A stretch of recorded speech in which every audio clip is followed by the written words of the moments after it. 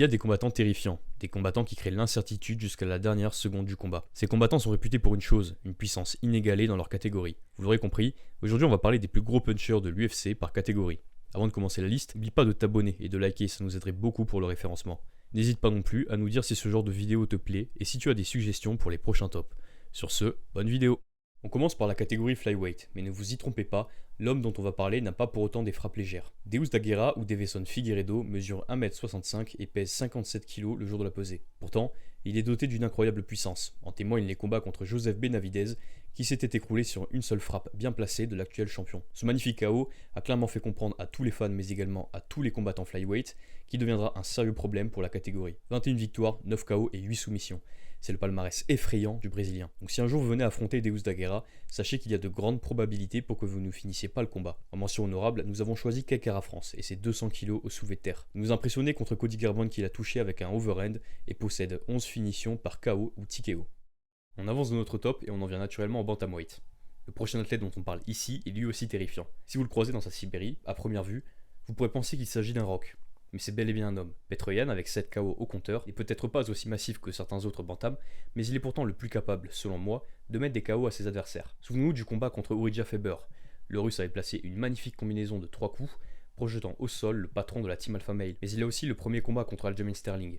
Il a fallu une seule frappe au Sibérien pour knockdown le Jamaïcain. Ce même direct du bras arrière, mais également l'excellent striker Cory Sandhagen au sol. Ce qui est redoutable chez Yan, c'est le savant mélange de précision et puissance. Touche son adversaire au menton sans trop charger son cou, ce qui empêche de rendre la frappe trop visible. Mais pour autant, il est capable de générer beaucoup de force. La mention honorable de cette catégorie est Cody Garbrandt, avec 10 KO sur 12 victoires. Voilà un palmarès intéressant, et pour légitimer sa place ici, je rappelle son KO sur Asuncao, mais aussi sur Almeida. Passons maintenant au featherweight. Celui qui gagne la place du combattant le plus puissant selon nous est sans conteste Josh Emmett. Il avait surpris tout le monde du MMA lorsque contre Ricardo Lamas, il avait sorti un crochet très bien calculé qui avait fait perdre connaissance à son adversaire. Après une défaite contre Stevens, il affronta Michael Johnson, qui mit KO sur un overhand. Une séquence qui donne froid dans le dos. Johnson, parfaitement bien touché, s'effondre complètement. Je vous invite, pour ceux qui n'ont pas vu la séquence, à aller la regarder. Il affronte juste après Mirza Bektic. Cette fois, c'est un jab qui envoie son adversaire au tapis. Il en profite alors pour se glisser dans son dos et le finir en ground and pound. Il s'était aussi illustré contre Shane Burgos et avait envoyé des missiles. Mais Burgos n'avait pas décidé de tomber et encaissa mystérieusement tout ce que Emmett lui envoya. Aujourd'hui, Emmett est en bonne voie pour tenter le combat pour le titre, mais devra d'abord battre Yair Rodriguez le 12 février. Notre mention honorable pour la catégorie est Ilia Topuria. J'ai vraiment pris conscience de sa puissance en regardant son combat contre Herbert. Malgré un premier round compliqué, il a complètement séché son opposant dans la seconde reprise en envoyant un overhand avec succès. La punition qu'il a récemment infligée à Bryce Mitchell me fait dire qu'il s'agit peut-être d'un futur champion. Sans hésitation, chez les lightweight, nous mettons Michael Chandler. Son arrivée fracassante à l'UFC en mettant KO Dan Hooker sur un seul crochet nous a confirmé ce qu'on pensait. Chandler a des briques à la place des mains. Il a 5 combats à l'UFC et à chaque fois, il passe non loin de finir son adversaire. Contre Charles Oliveira, il perd la ceinture de peu car passe non loin de mettre KO le Brésilien au premier round. Il affronte par la suite Justin Gaethje dans une guerre absolument sublime. Et là encore, il donne du fil à retordre à l'élève de Whitman. Il le touche sérieusement et le fait tituber à plusieurs reprises. Il le presse contre la cage et continue d'envoyer des dynamites à Gaethje qui parvient néanmoins à résister. Vient alors le combat contre Tony Ferguson. Connu pour sa rusticité, El Koukoui tombera KO malgré tout pour la première fois de sa carrière en prenant un front kick en plein dans la mâchoire lors d'une séquence glaçante. Dernièrement, il a combattu Dustin Poirier, qu'il a encore une fois mis à mal par sa puissance. La mention honorable de cette catégorie revient à un combattant que l'on a cité, Justin Gaethje. 23 victoires et 19 KO. Voilà qui montre à quel point il frappe fort. Il a mis KO James Vick, Edson Barbosa, mais aussi Donald Cerrone au premier round.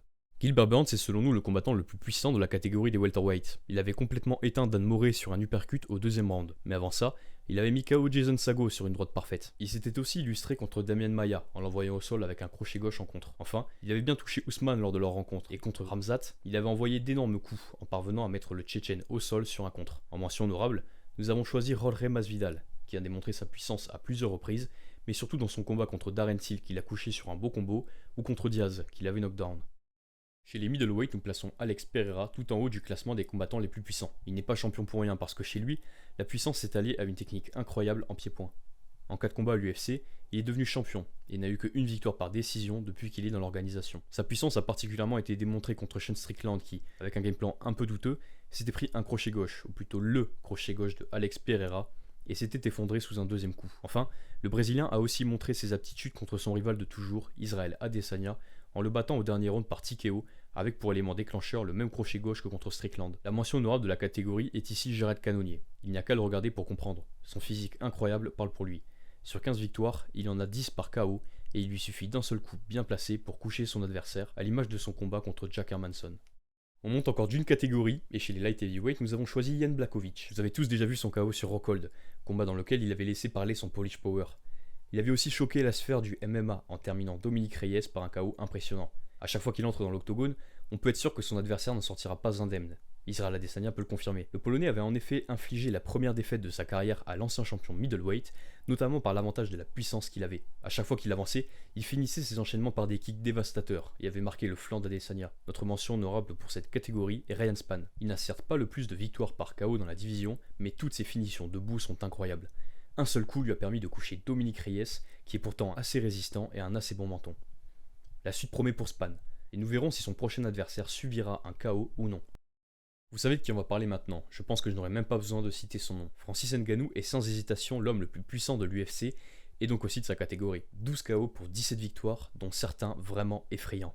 J'en veux pour témoin le combat contre Overeem, qui s'était pris sûrement l'un des pires KO du MMA en mangeant un uppercut très bien timé. Voici la liste des combattants à qui il a infligé des KO. Arlovski, Overeem, Blades, Velasquez, Dos Santos, Rosenstruck et Miocic. Que des grands noms de la catégorie. Cette force de la nature qu'est le Predator fait trembler tous les poids lourds. De plus, il nous a montré dernièrement qu'il sait aussi être patient et attendre le bon moment pour tenter de mettre au KO son adversaire, comme nous l'avons vu contre Miocic lors de leur deuxième rencontre. La mention honorable sera desservie à Derek Lewis, qui a lui un nombre hallucinant de KO. 21 dont 8 au premier round. Sa puissance n'est pas non plus à démontrer. En un coup, il a éteint de bons combattants, comme Blades ou Volkov. Il mérite lui aussi sa place ici. Passons maintenant aux femmes. En raison de la porosité des catégories féminines, nous avons fait le choix de citer 2 femmes pour toutes les catégories. La première est Zhang Weili. Son rapport poids-puissance est incroyable et a 11 victoires par KO. Elle avait notamment fini Johanna avec un magnifique coup retourné et l'avait directement envoyé au tapis. Contre Andrade, elle avait timé parfaitement ses contres et l'avait elle aussi knockdown. En seconde place, nous avons mis Amanda Nunes, qui s'était illustrée contre Cyborg, qu'elle avait mis KO. Sa puissance à elle aussi est incroyable et son style de combat lui permet vraiment d'exprimer cette capacité à mettre KO. Elle cherche souvent le brawl, la bagarre en français, et lorsqu'elle fait mouche, son adversaire le sent passer. C'est tout pour ce top des plus gros punchers de l'UFC par catégorie. J'espère que la vidéo vous a plu et je vous remercie de m'avoir écouté jusqu'ici. A la prochaine pour une nouvelle vidéo.